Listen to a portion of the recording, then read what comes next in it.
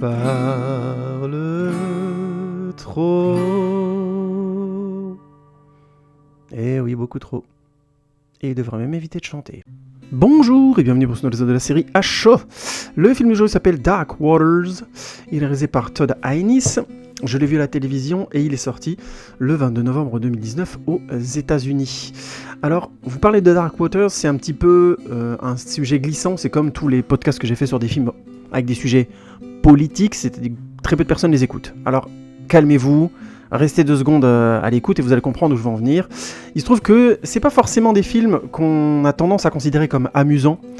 C'est en général plutôt des films qui nous dépriment parce que ça nous montre des choses de notre vie qui sont rarement marrantes, de notre monde en plus sur lesquels on n'a pas de prise. Donc il y a un côté assez fataliste souvent dans des films comme ça et c'est assez désagréable et du coup on a tendance à s'en éloigner naturellement. On se dit franchement je vais pas me mater un film pour me faire déprimer sur le fait que voilà il y a la guerre là-bas, que c'est nos politiciens qui ont choisi de le faire, que c'est quand même de notre responsabilité parce qu'on les a élus, mais en fait pas tout à fait, mais en fait si.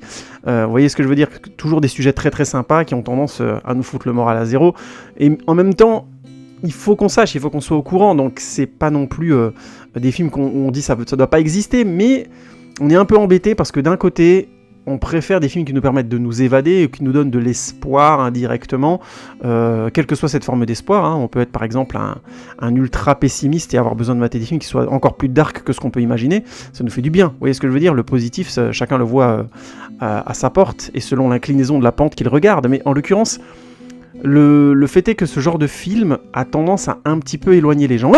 Et là, c'est génial, parce que justement, le film d'aujourd'hui fait un contre-pied, il en a conscience. Et oui, parce qu'il est réalisé par un vétéran qui s'appelle Todd Haynes. Todd Haynes, j'ai entendu parler de son film, j'étais tout gamin, un film qui s'appelait Poison, que je n'ai pas vu.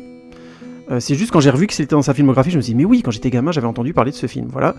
J'ai surtout vu à l'époque, parce que Canal+ en avait fait toute une histoire, ça avait été le grand film de la rentrée 98, qui s'appelait Velvet Goldmine.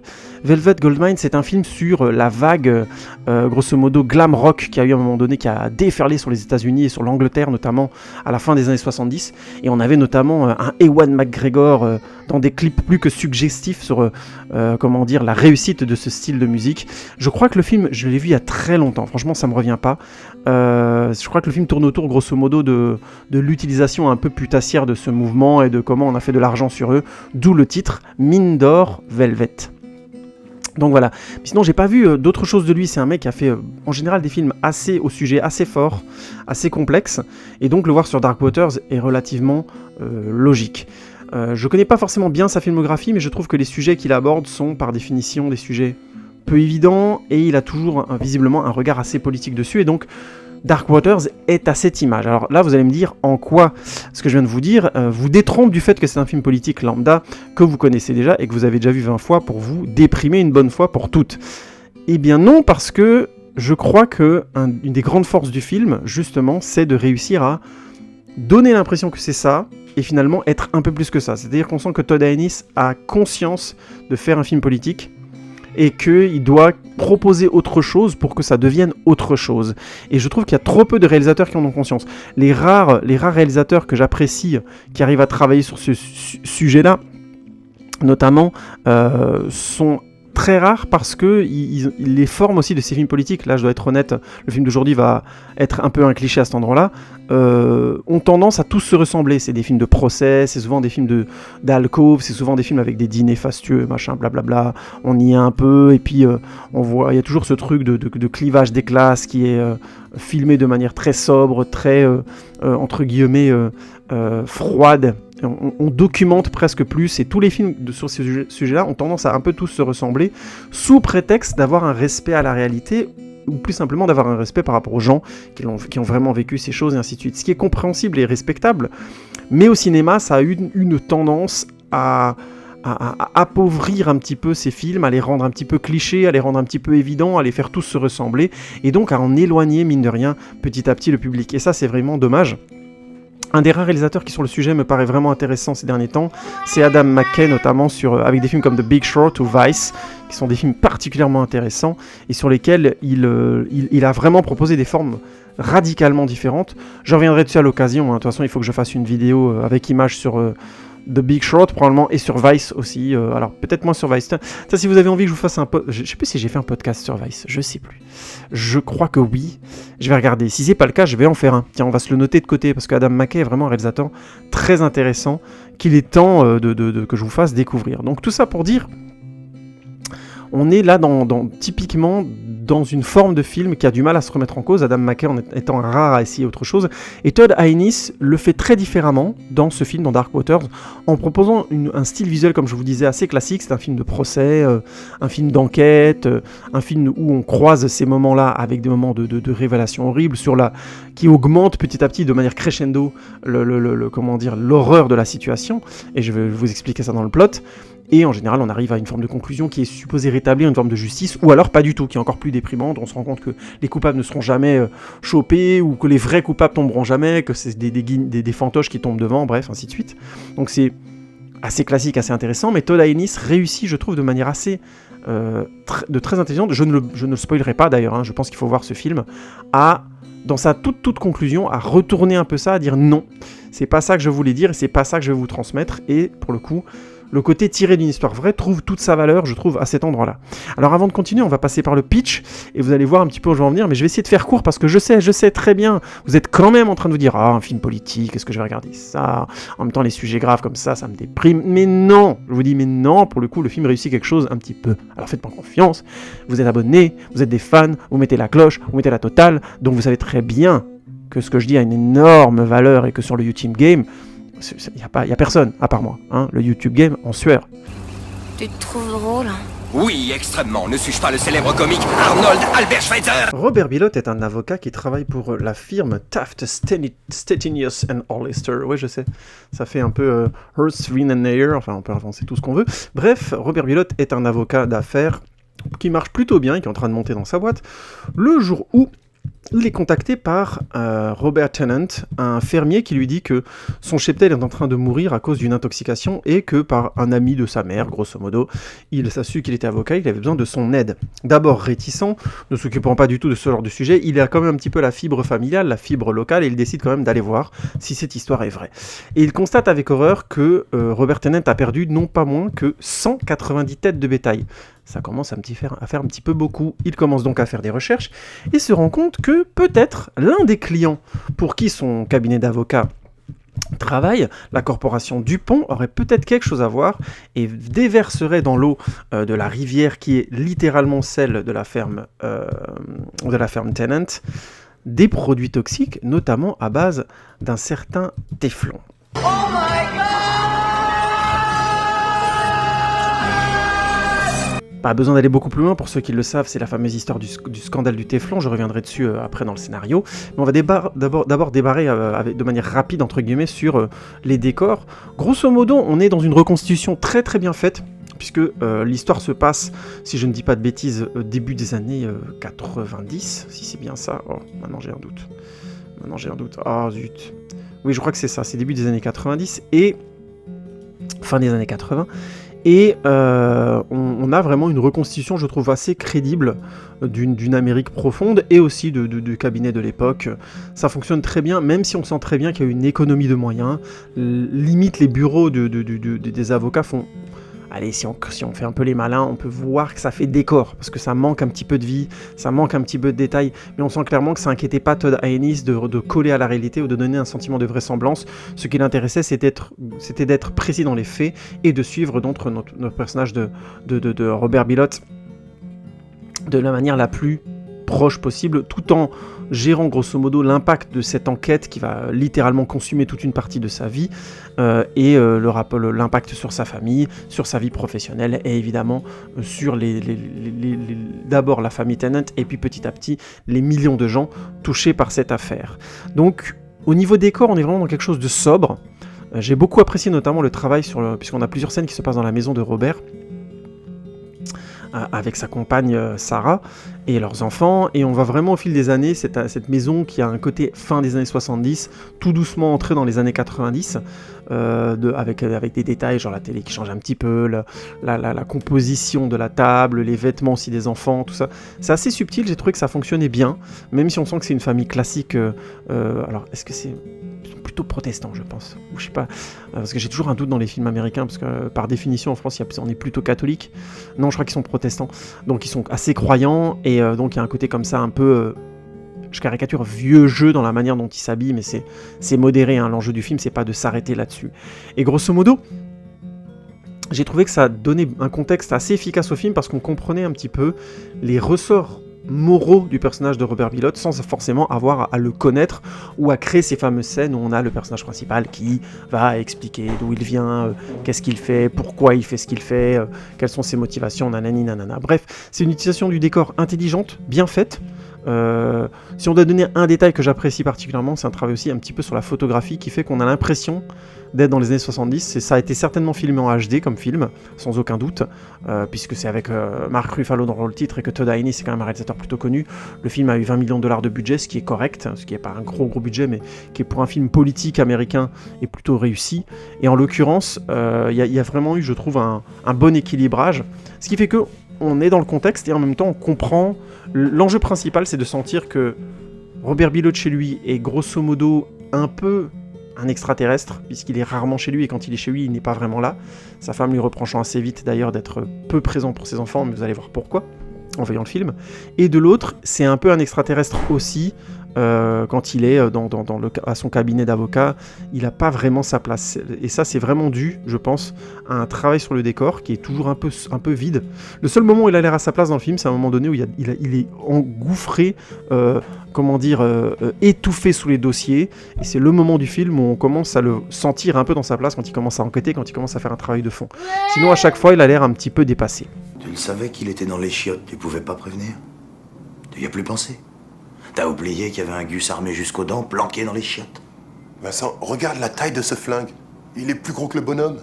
Le casting du film est tenu par Mark Ruffalo, qui est donc sur l'affiche du film, qui a beaucoup défendu le film, notamment dans sa communication sur son site internet. Je le suis sur Instagram, il a été beaucoup derrière. Le film étant sorti malheureusement tout début de pandémie, il a malgré tout très bien marché. Le scandale du Téflon étant un scandale particulièrement populaire aux États-Unis, ça aide. Mark Ruffalo a beaucoup défendu le film, notamment d'un point de vue politique. Mark Ruffalo se positionnant, oh mon Dieu, quelle surprise, comme à Hollywood, comme un démocrate, mais on va dire que c'est un peu un démocrate de la frange gauche, avec, grosso modo, il était derrière Bernie Sanders, dans le style.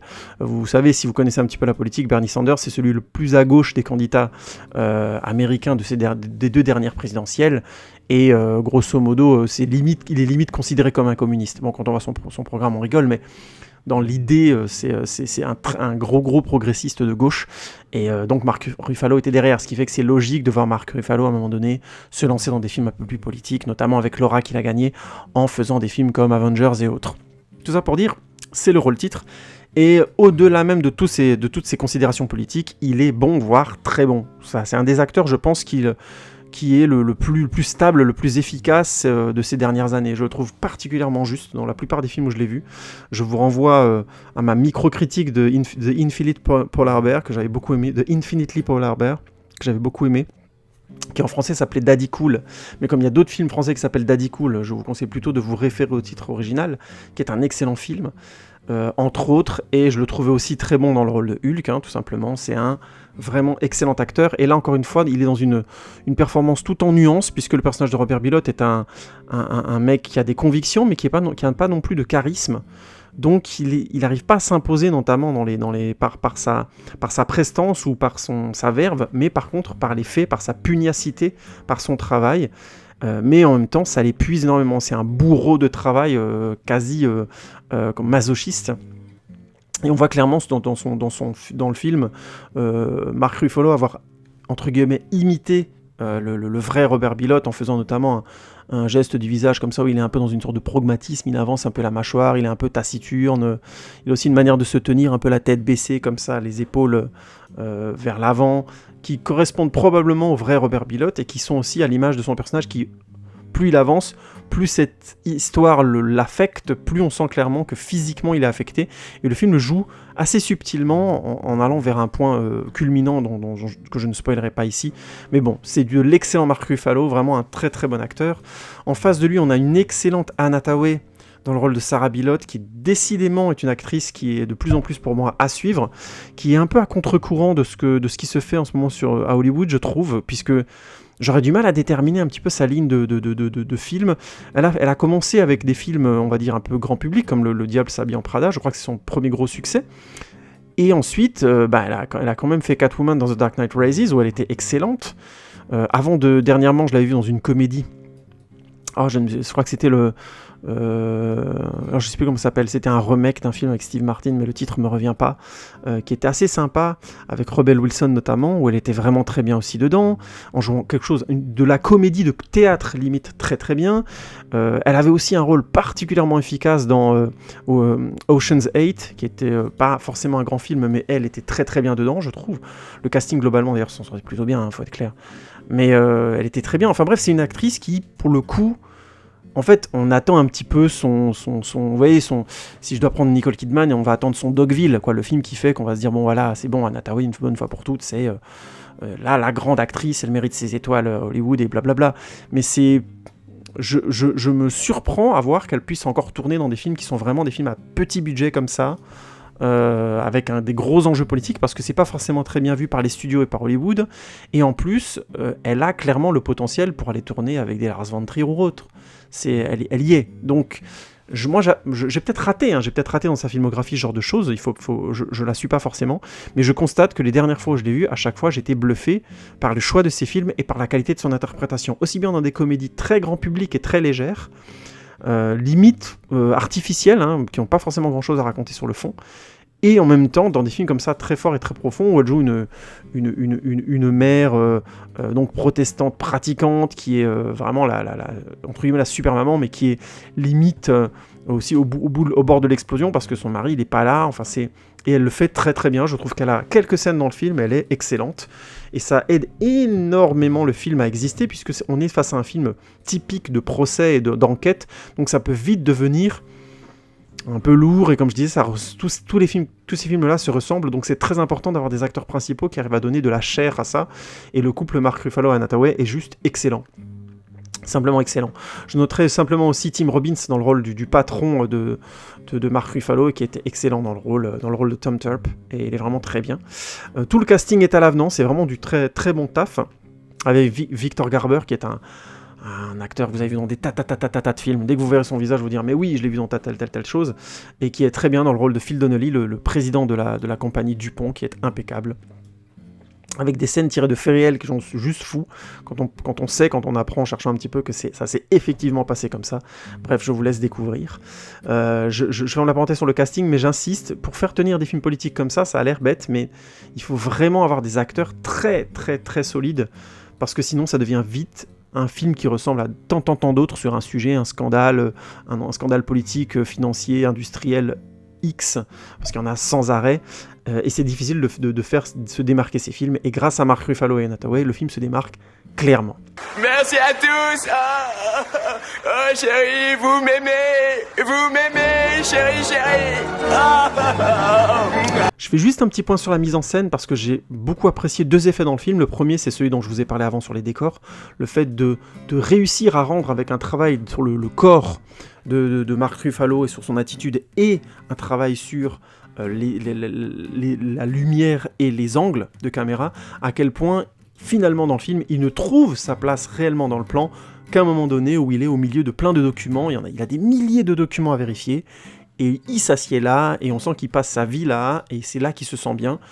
En contraste, où quand il rentre chez lui, il est constamment en bord de cadre, ou alors il est écrasé par il y a beaucoup d'effets de plan, genre lui il est un peu plus vers le bas dans le plan, et sa femme est légèrement au-dessus, et elle lui met la mort, elle lui met la misère, parce que il est pas là, quoi. Il fait pas son rôle de père, où c'est juste des plans brillants, et ces contrastes-là font vraiment tenir le film très fortement. C'est de l'excellente mise en scène, subtile et efficace, j'apprécie beaucoup, et à ce moment-là, Todd Haynes est un excellent classique, j'ai envie de dire. Et je rajouterais simplement à ça aussi un autre effet que j'ai beaucoup aimé, c'est le film se déroule sur plusieurs années, je vous laisse découvrir comment, et le film joue comme une sorte de compte à rebours, l'échelonnement du temps et la recherche entre guillemets scientifique qui est nécessaire pour notamment découvrir ce qui se cache dans l'eau contaminée du fameux Dark Waters. C'est brillantissime, je trouve que l'effet est excellent, je n'en rajoute pas, vous le découvrez en voyant le film. Parce que dans un an d'ici, les doigts de pied en éventail aux Caraïbes, tu te diras avec un sourire, Marcellus Wallace avait raison. Le scénario de Dark Waters est donc quelque part évident, mais c'est de l'excellent scénario de film d'enquête, de film politique, de film de scandale. On a vraiment tous les éléments de départ, le personnage principal qui est en quelque sorte incrédule, la découverte du cas, le fait qu'il y résiste un petit peu, même si on sait qu'il va y aller, et le fait que quand il s'attaque une bonne fois pour toutes au cas, ça devient énorme, de plus en plus énorme, de plus en plus scandaleux. Je ne veux pas spoiler plus que ça le film, parce que c'est simplement le scandale du téflon, vous en avez entendu parler. Le téflon, c'est cette fameuse matière qu'on avait dans absolument tout, surtout dans les poêles à frire et ainsi de suite. On a eu beaucoup à un moment donné, je pense que tout le monde vous l'a sorti, mon frère, plein de gens vous ont sorti, ouais, les poêles avec du téflon, faire attention, quand les morceaux commencent à partir, c'est dangereux, ça peut même te tuer, tout ça. En fait, oui et non, c'est-à-dire que c'était extrêmement, extrêmement dangereux pour la santé, mais c'était pas... il fallait l'utiliser régulièrement, en aspirer, en manger régulièrement. Il se trouve qu'aux États-Unis, la fameuse firme Dupont, et cette histoire est très connue parce qu'elle avait littéralement versé des hectolitres de ce produit toxique dans les réserves d'eau directes de villages, et notamment du village de la ferme Tennant, ce qui avait fait cette fameuse image qui a fait le tour du monde de ces jeunes enfants qui sont devant leur ferme et qui sourient tous sur une photo, et ils ont absolument toute la famille à les dents noires bleues, qui était assez horrible. Bref, photo très célèbre. Et tout ça pour dire, le scandale, c'est un film sur le scandale du téflon, donc je vais rien vous apprendre en vous dévoilant la narration. Mais j'insiste sur le fait que c'est brillamment amené. J'ai beaucoup aimé le jeu, notamment sur le temps. Je veux vraiment pas spoiler comment l'affaire se déroule et sur combien d'années. Notamment aussi comment le personnage principal y est lié et finit par avoir son regard qui change 2-3 fois dans le film. C'est dit explicitement 2 fois et je trouve que c'est brillamment amené. Et le film, encore une fois, et je veux pas aller plus loin sur le scénario, arrive dans sa toute fin à proposer autre chose que c'est horrible, ça s'est produit, ou encore d'autres clichés sur ce type de film. On peut pas, entre guillemets, ça arrive et on peut rien y faire. Il va y avoir d'autres trucs comme ça, c'est horrible. Vous savez, il y a des tas de films de ce genre-là que j'adore, hein, comme par exemple Lord of War de... j'ai oublié le nom du réalisateur ensuite. Lord of War que j'aime énormément, et de Andrew Niccol, et on a à un moment donné le même type de processus de narration et de détérioration, je caricature. Il faudrait que je ferai un podcast sur Lord of War. N'hésitez pas à me le dire dans les commentaires, ça me boostera pour vous le faire très vite. Tout ça pour dire, on a dans Lord of War à un moment donné une vraie attitude de film et de forme originale. Mais la fin, c'est le côté classique du... le constat horrible. Alors, est-ce que ça correspond au film ? Oui. Est-ce que c'est une évidence de genre de film ? Aussi, malheureusement. Après, le film retourne ça différemment. Bon, je vous passe les détails, notamment en utilisant Nicolas Cage, de la voix off, beaucoup d'ironie, bref. Mais tout ça pour dire, dans la plupart des films à sujet politique comme ça, on se retrouve très, très régulièrement face à un pessimisme de fin. Et là, un des trucs qui m'a beaucoup plu dans Dark Waters, c'est que la fin arrive à retourner ça de manière assez subtile, à dire non. Ne nous arrêtons pas sur cette énergie-là. Il y a des faits, il y a des combats qu'on doit mener, mais en même temps, on va pas non plus commencer à se flageller avec ça, on va essayer d'aller au-delà. Et je trouve que le film y arrive plutôt bien et plutôt, comment dirais-je, avec au moins pour lui cette originalité-là qui fait que ça vaut le coup de regarder le film jusqu'au bout. Non, moi je crois qu'il faut que vous arrêtiez d'essayer de dire des trucs. Sauf fatigue déjà, puis pour les autres, vous vous rendez pas compte de ce que c'est. C'est un très bon film, Dark Waters. Je sais, il n'y a pas... Si vous devez vous mater un film politique cette année, autant mater Dark Waters. C'est un film récent et il est bien fait. Alors oui, je sais, il y a toujours les gens qui vont arriver avec les boulets de canon. Hollywood qui fait semblant de ne pas être une industrie qui utilise de l'argent de ces mêmes sociétés, blablabla, pour faire des films et tout, et qui ensuite veut se laver les mains avec... Oui, ok. Mettons ça de côté parce que c'est un fait. Le cinéma est une industrie qui... Le film a coûté 20 millions de dollars. Vous vous rendez compte ce que c'est qu'1 million d'euros ? Donc, est-ce que dans notre vie, chacun d'entre nous, on voit passer 1 million d'euros dans toute notre vie ? Une majorité d'entre nous, bien sûr que non. Donc, on est bien d'accord qu'on est face à des chiffres qui sont déraisonnables. Nonobstant, le cinéma, pour pouvoir se faire, coûte cher. C'est juste une réalité encore aujourd'hui. Est-ce que ce serait obligé ? C'est un sujet en soi. Mais du coup, ne nous bloquons pas là-dessus, parce que c'est le genre de film, justement, où il faut aller au-delà. Du fait que, oui, c'est du pognon. Oui, il y a des boîtes derrière qui vont se faire du pognon et qui ont certainement les mains sales dans plein de choses. Mais le message et le film vont au-delà dans le cas de Dark Waters. Donc, déjà, passer au-dessus de ça. Ensuite, le côté film politique un peu déprimant, un peu, voilà, ça va te foutre le moral à zéro. Je trouve que Dark Waters arrive dans sa fin à aller au-delà et à te dire non, ne te laisse pas abattre, ne te laisse pas avoir par cette idée-là. C'est pas ça l'énergie que le film veut transmettre, c'est pas ça que le combat du vrai Robert Bilott, et je trouve que le film a l'intelligence d'y arriver, et d'y arriver de manière subtile, notamment parce que, et j'insiste, le couple star du film, que ce soit Anne Hathaway et Mark Ruffalo, sont excellent. Bref, si vous avez l'occasion de voir Dark Waters, n'hésitez pas à me dire ce que vous en pensez, ça m'intéresse. Est-ce que vous connaissez plus de choses sur le scandale du téflon ? Tiens, ça franchement, ça m'intéresse beaucoup. Est-ce que vous avez des documentaires, des reportages là-dessus ? N'hésitez pas à me les donner. Ça m'intéresse énormément de les voir, de comparer, de réfléchir par rapport aux films. Il y a des tas de films que j'ai critiqués déjà, vous le savez, où je compare par rapport aux faits historiques, et c'est souvent intéressant de croiser les deux. Je vous renvoie notamment à ma critique dernièrement de J'accuse de Polanski, où on avait ce glissement historique entre le film et la réalité qui était assez compliquée et assez remis en cause. Bref, notamment par rapport au personnage principal de Picard. Bref, n'hésitez pas à me le dire sur toutes les plateformes, un mec qui parle trop, Twitter, Instagram, Facebook. On est partout, et surtout depuis dernièrement le blog avec les podcasts en audio. Donc n'hésitez pas, si vous préférez vous taper ça dans la voiture tranquille en allant taffer, en revenant le soir ou en faisant une petite pause dans la journée, n'hésitez pas, c'est un mec qui parle trop.wordpress.com, et je me ferai un plaisir de lire vos commentaires aussi sur cette plateforme là.